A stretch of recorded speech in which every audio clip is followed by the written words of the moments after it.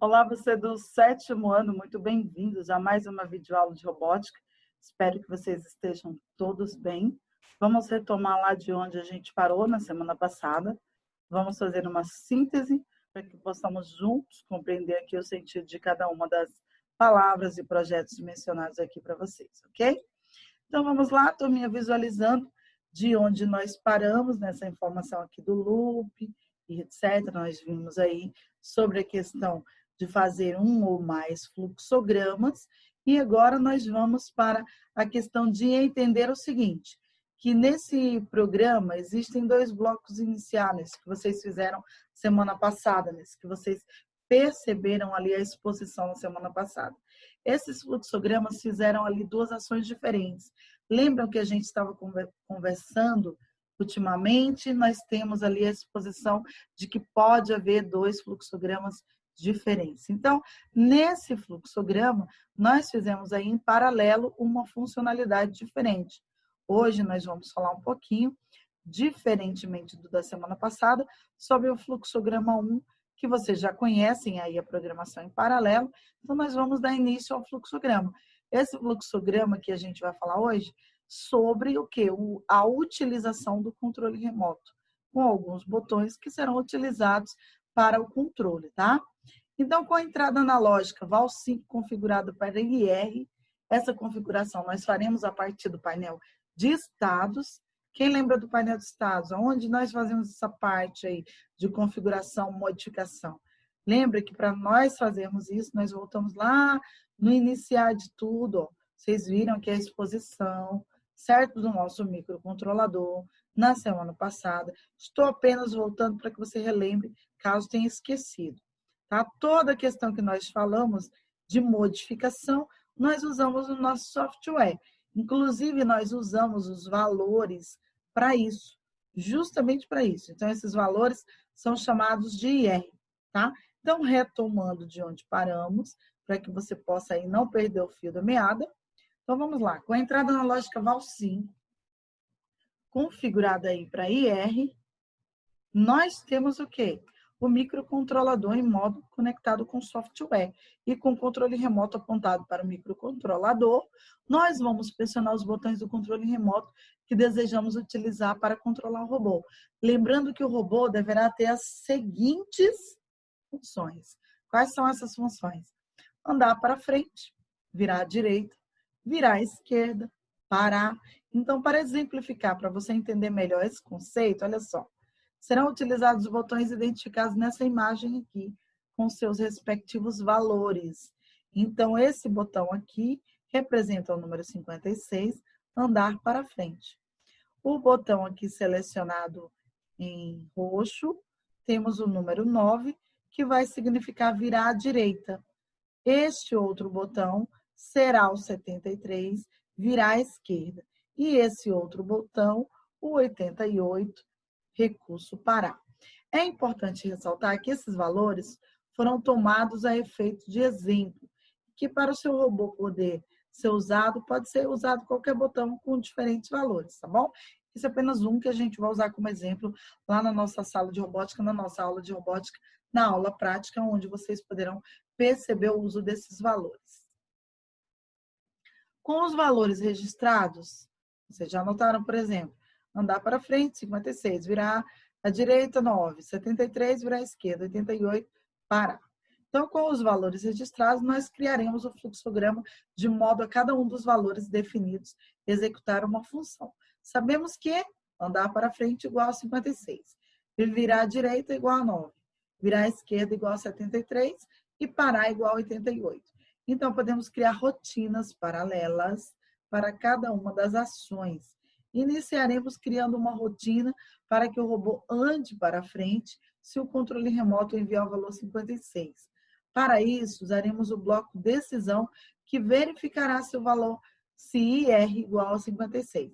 Então, quando nós colocamos ali um bloquinho de decisão, certo? Que é esse bloquinho aqui, ele abre essa janela de edição. Claro que antes disso, nós colocamos o bloco iniciar, com a função iniciar e OK. Depois arrastamos o bloco de decisão, onde vai abrir essa janela de edição, e essa janela vai aparecer aqui as opções. Vamos clicar em IR igual número 56. Não foi 56 que nós acabamos de falar? Então, 56 e o OK. Quando a condição for verdadeira, ou seja, se sim, os dois motores conectados às saídas 4 e 8 serão ligados, fazendo o robô andar para frente. Então, usamos um bloco saída para isso. Então, nós temos aqui, ó, iniciar. Se IR igual a 56, bloquinho de saída para caso a resposta seja sim. Então, no bloquinho de saída, a condição a ser atendida, a edição vai funcionar dessa maneira. Saída 4 ligar, saída 8 ligar e OK. Em seguida, devemos verificar novamente se o valor de IR continua 156. Para isso, faremos um loop de volta ao bloco decisão, utilizando a ferramenta de linha. Então, vamos lá, ó, daqui do bloco saída, clicamos novamente no bloco IR, fazendo esse pequeno loop aqui. Caso a condição não seja verdadeira, ou seja, se não, voltaremos para verificar o bloco decisão. Essa medida foi tomada, pois o programa ficará aguardando até que o valor 56 seja enviado. Olha só, ele faz essa pergunta e faz essa pergunta novamente. Então, fica em loop até que seja recebido o valor 56. Então, execute o mesmo procedimento para os outros valores de leitura, criando rotinas em paralelo para cada um dos botões do controle remoto e acionando ou desligando os motores de acordo com o que for definido. Então, nós temos aqui, ó, exemplo, certo? Exemplo de parar. Olha aqui várias rotinas criadas como exemplo, para que você possa perceber que nós podemos fazer várias rotinas paralelas sem uma interferir na outra. E para cada comando, um fluxograma. Então, para o parar, vamos lá, verificar aqui, ó. Iniciar. Se IR igual a 88, 88 não foi definido como botão de parar, então por isso usamos 88. Se a condição for sim, na caixa de saída nós temos aqui, ó, mandar a saída 4 desligar, a saída 8 desligar. E voltamos à pergunta no loop. Se a condição for não, tá vendo? Ele fica perguntando novamente, até que a condição seja sim. Ok? Então, se você não clicou aqui no 88, ele continua aqui com essa condição sendo atendida, parado, ok? Se eu quiser que ele vá, ande para frente, então nós temos o iniciar, bloco de decisão, se IR igual a 56, 56 não foi definido para andar para frente, então se IR igual a 56 e a resposta for sim, mandar a saída 4 ligar, a saída 8 ligar. E voltamos para a pergunta. Se a resposta não, fica novamente fazendo o loop da pergunta. Por que esse loop da pergunta, gente? Porque toda vez ele continua andando para frente, até que outra condição seja atendida. Então, se a resposta for sim, saída 4 liga e saída 8 liga, ele continua indo para frente. Se até que seja apertado outro botão, por exemplo, 88, que é o de parar, então ele fica andando para frente. Para virar à esquerda, nós temos aqui o bloquinho iniciar, bloquinho de decisão, se IR igual a 9, 9 foi o botão, o número escolhido para o botão virar à direita. E a condição for sim, no nosso bloquinho saída, mandar a saída 4 ligar, a saída 8 desligar. Então, nós temos aqui, se a condição sim, virar à direita. E, novamente, eu pergunto aqui em loop. Se a resposta for não, novamente eu pergunto, até que a condição seja atendida. Ou deixe de ser atendida. Então, nós temos aqui o outro fluxograma para virar à esquerda. Veja que nós temos vários fluxogramas para atender essa condição aí de uso de botões do controle remoto. Todos pequenos e independentes. Virar à esquerda. Então, como cada um corresponde a um botão do controle remoto, ok? Então, assim também funcionam para as TVs. Isso é um exemplo prático para que você possa perceber que uma TV também funciona com um fluxograma semelhante a esse. Tá? Então, essa programação do controle remoto é feita dessa maneira, tá? Então, nós temos aqui, ó, o iniciar, se IR igual a 73, 73 foi o botão escolhido, o número escolhido para o botão virar à esquerda. Então, se a condição for sim, mandar a saída 4 desligar e a saída 8 ligar.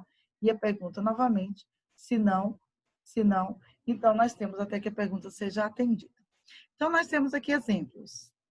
Inicial de parar, certo? Quando o IR igual a 88, os motores nas saídas 4 e 8 são desligados, fazendo o robô parar. Virar à direita. Quando o IR igual a 9, o motor na saída 4 é ligado e o motor na saída 8 é desligado, fazendo o robô virar à direita. No modo conectado, pressionamos os botões do controle para saber de que forma o robô reage. Se houver algum erro, é preciso corrigir. Fazemos o download do programa para o microcontrolador e desconectamos do cabo USB para usá-lo no modo autônomo, ou seja, totalmente independente com o controle remoto, onde é necessária apenas a utilização das pilhas e do uso do controle remoto para controlar o robô. Ok? Vamos falar um pouquinho então agora sobre o sensor de obstáculo. O sensor de obstáculo é o quê, gente? É um recurso a ser apresentado nessa aula que pode fazer o quê? Esse é um sensor analógico que permite saber quando um objeto está próximo. Quanto mais próximo do objeto, maior o volume de leitura. Então, não é à toa que se descobre que existe um obstáculo. Existe o nosso sensor de obstáculo, que faz essa leitura de objeto ali, se o objeto é maior ou menor, se o obstáculo é maior ou menor, se está no meio do caminho ou não. Então, para verificar o funcionamento desse sensor, nós conectaríamos a entrada analógica A1 do microcontrolador. Essa entrada aqui que está sendo exposta nessa imagem para sua verificação. É preciso garantir a conexão correta do cabo do sensor de obstáculo. O fio branco ao S, o fio vermelho ao 5V, o fio preto ao GND. Tudo como está sendo demonstrado na imagem aqui. É interessante que a leitura desse sensor seja feita em bit, portanto, nós vamos definir essa configuração antes de fazer a programação. Então, nós vamos lá, certo? Na entrada que nós vamos utilizar, não é A1? Então, nós vamos na A1 e vamos transformar em bits.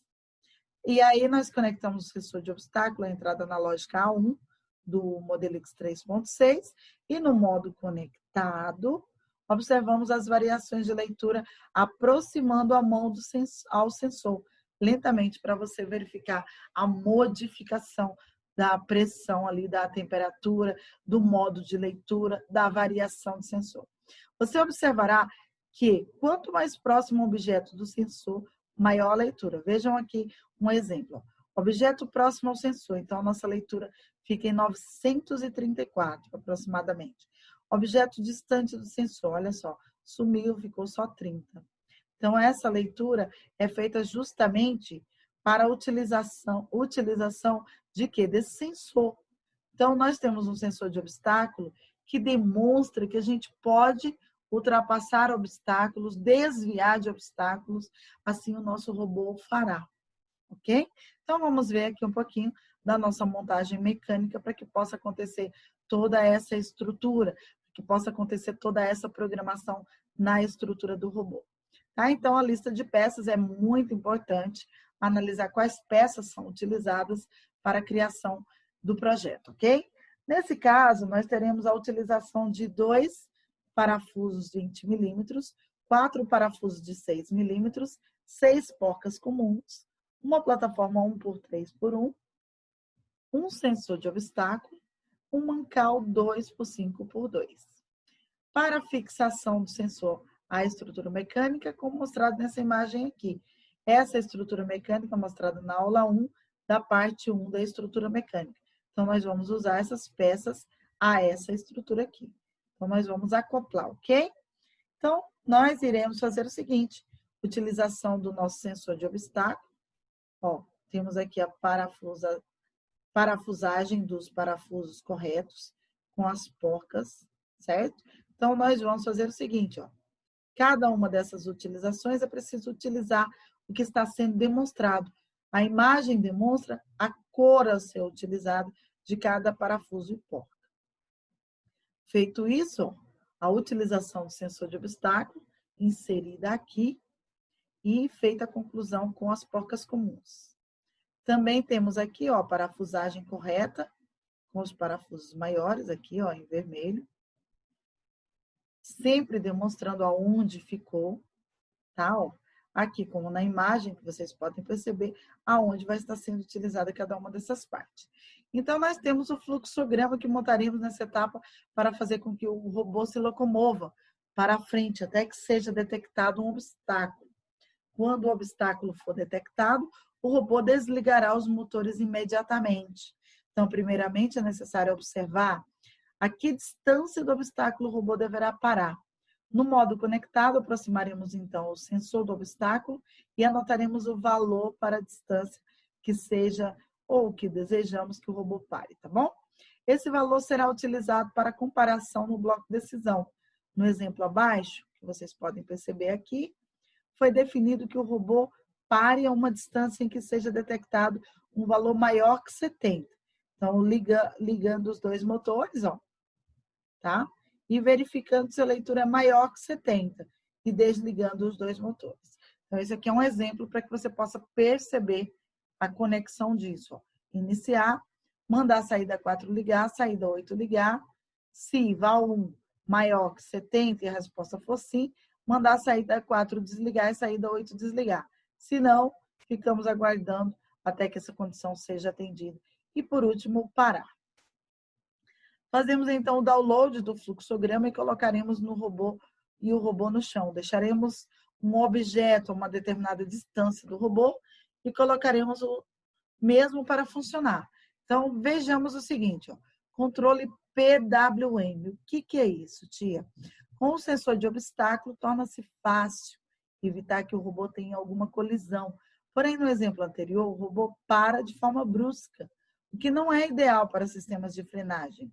Por esse motivo, utilizaremos um recurso do software para controle de motores que ainda não foi apresentado, o controle PWM. Então, vamos lá entender o que é o controle PWM. Com o controle PWM, é possível definir quanto de energia será entregue ao motor.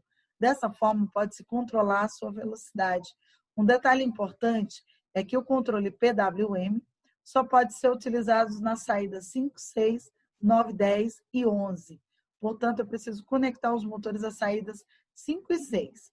No software, vamos configurar as saídas 5 e 6 como saídas PWM. Ok? Ó, essa opção está disponível sempre através dessa setinha aqui. Arrastamos, então, o bloco saída para a área de trabalho e observamos as opções das saídas PWM. Então, nós temos aqui a opção ó, PWM5, PWM6, saída. E nós temos aqui as condições. Ó. Observe que os valores PWM variam de 0 a 255, que são o máximo e mínimo, respectivamente, da velocidade do motor. Procure usar os valores acima de 75, pois valores muito baixos podem não acionar o motor nesse caso, tá? Podemos traduzir o valor PWM em porcentagem de forma aproximada por meio da fórmula aqui abaixo. Não precisa se preocupar nesse momento em fazer essa conta aí na sua casa, apenas observe, tá bom? Valor PWM vezes 100 sobre 255. Isso é apenas uma demonstração do valor para que você possa entender aí em porcentagem, tá bom? Se quisermos saber qual a porcentagem correspondente ao valor PWM de 180, nós temos a seguinte operação. Porcentagem desejada, 180 sobre 255 vezes 100, igual a quanto? 0,7058 vezes 100, que é igual a 70,80, aliás, 70,58%. Da mesma forma, podemos descobrir qual o valor PWM correspondente a uma porcentagem que desejamos utilizar através da fórmula, que é essa aqui, ó, porcentagem desejada vezes 255 sobre 100. Exemplo, se quisermos saber qual o valor PWM correspondente a 60%, faremos essa operação. Valor PWM igual a 60 sobre 100 vezes 255, que é igual a 0,6 vezes 255, que no final é igual a 153.